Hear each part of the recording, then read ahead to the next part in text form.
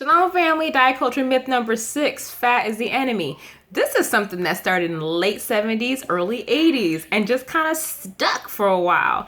And though we are getting wiser to what fat really is, some people still need to hear this. It is not the enemy. Now, I'm not talking about fat on your body. I'm talking about fat that goes in your body, right?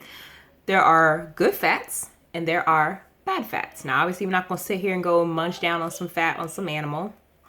But there are fats that are essential to our diets that you get from like nuts and avocados. That's good for brain function. That's good for many things, for a healthy heart. And I have more in the latest article that I wrote about 7 diet myths and how to be healthier. But the main thing is understanding what are good fats and what are bad fats. So to go back for a backstory, so top companies wanted to capitalize on this whole diet trend. So what they did was they said, fats are bad for you. No, no, no. So what they did is they made low fat, fat-free stuff, but then they chucked it with a bunch of sugar.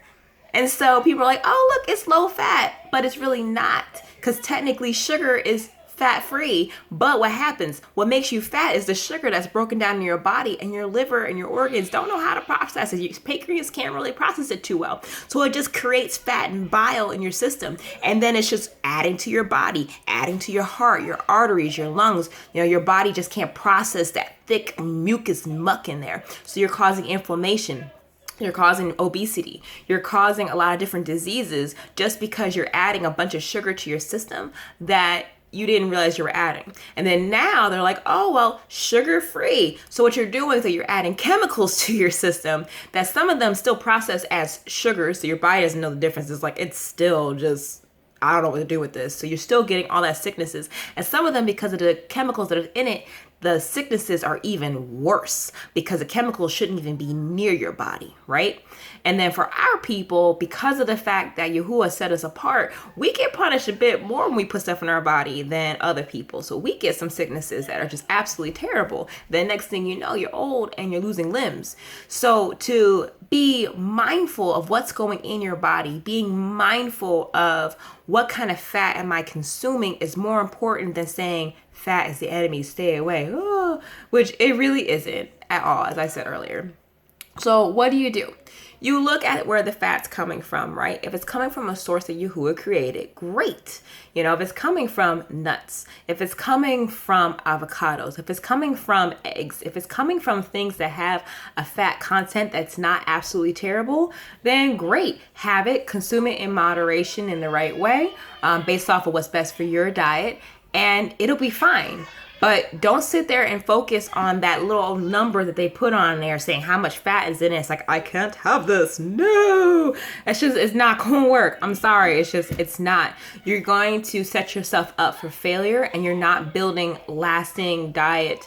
I hate using the word diet, but you're not building a better, healthy lifestyle for you or your lineage, because, and really in a lot of these things and in all ways that we eat, whatever that we process in our minds and our thoughts and how we present things, that passes down to our children. And so we have to think about that. Like, okay, what am I showing my children on how to eat, and what does that look like? What will they copy? Because really a generational sickness, all that really is y'all ate the same way and y'all put the same stuff in your body and on your body because you trusted it. And so you're getting the same sicknesses. So a lot of us that have understood that, change how we eat, change what we put on our body, it ended up not being a big deal anymore because of the fact that we changed those things. We started seeking the Most High on how to be healthier.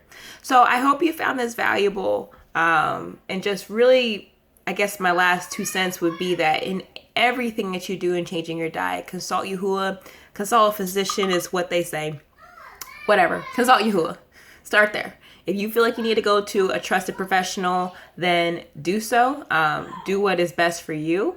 In my opinion, a lot of these physicians, they don't always have your best interests in mind. So make sure that whomever you're going to, it's someone that really wants to see you get healthy and not someone that wants to put some kind of product or chemical down your throat. So just be mindful of that. But always consult someone that understands nutrition, because that will help you to be on the best track for success. So I hope you found this valuable. Thank you guys for allowing me to serve you. And if you need anything else, feel free to inbox me. I'm here. Like, share, subscribe, follow, and I'll talk to you guys soon. Shalom.